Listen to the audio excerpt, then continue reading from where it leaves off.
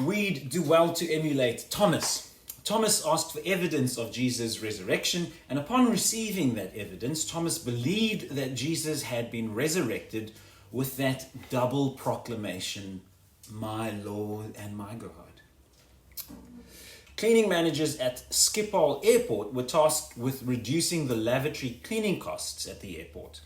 They introduced a fly on the urinal in the men's lab, which got men to aim at the center of the urinal, reducing spillage and so reducing cleaning costs.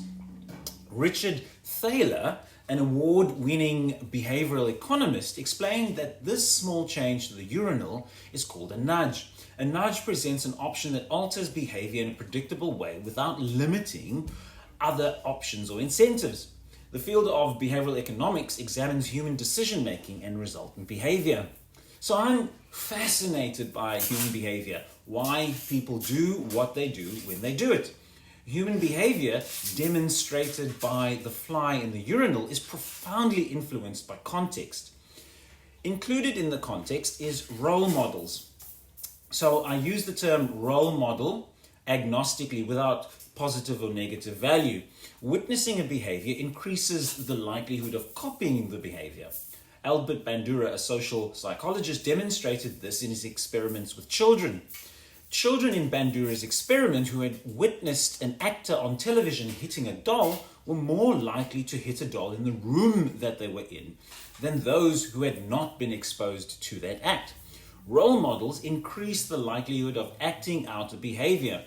And this also applies to teaching complex behaviors. So Bandura was particularly interested in language development, a complex set of behaviors. He posited that copying a role model was far more influential than didactic training, and that language acquisition occurred powerfully through observing and copying a model. There are multiple reasons why language acquisition is difficult in later life for many people, but one is that didactic training is hard for us and harder as we get older. That's the nub. We're great at copying. We tend to rely on schemas. Schemas are like programs for sorting information and acting. They help us to make sense of the world around us and then act appropriately. We spend most of our time in the fast-thinking mode, partly because we're inclined towards predictable outcomes. When we're in a new environment, we slow down to take in new information. We're not so great at that effortful learning. We have a hard time thinking slowly to incorporate new information. We have an especially hard time weighing new information when making decisions and behaving accordingly. And this leads to systematic biases in thinking, meaning we're inclined to ignore new information to help us to get our desired outcome.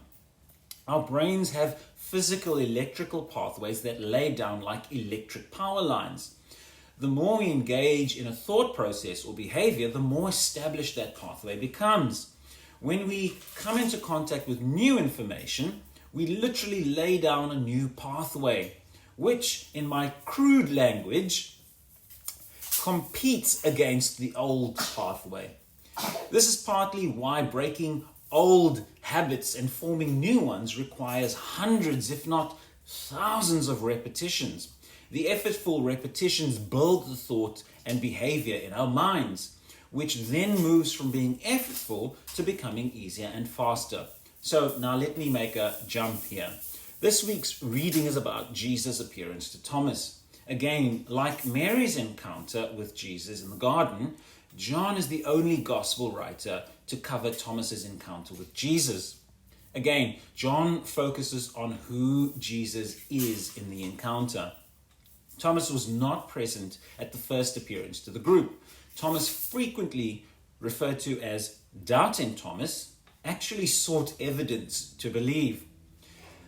Thomas said to the other disciples, "Unless I see Jesus' nail-pierced hands and the pierced side, I will not believe." That's my paraphrasing. So upon receiving that evidence, Thomas made the double statement of faith, "My Lord and my God."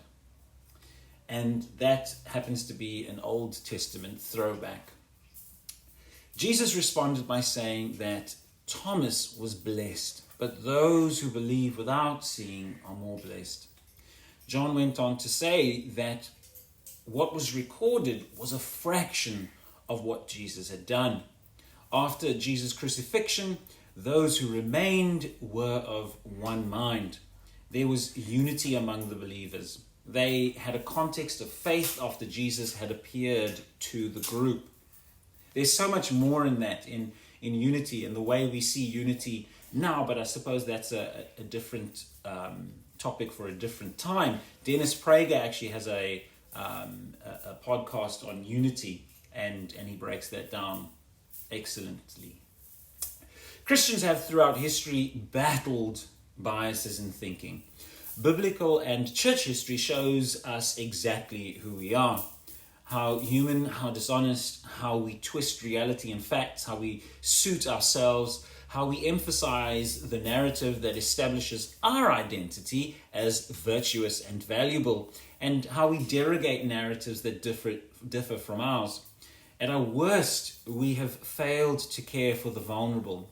We've derogated, persecuted, and executed those who have told the truth. At our best, we've searched for evidence and established truth, beauty, and goodness. We've labored to cultivate the sovereignty of human life. John emphasized the relationship between Jesus and Thomas. Jesus built the unity among his disciples, relationship by relationship, brick by brick. The relationship led to the change in Thomas.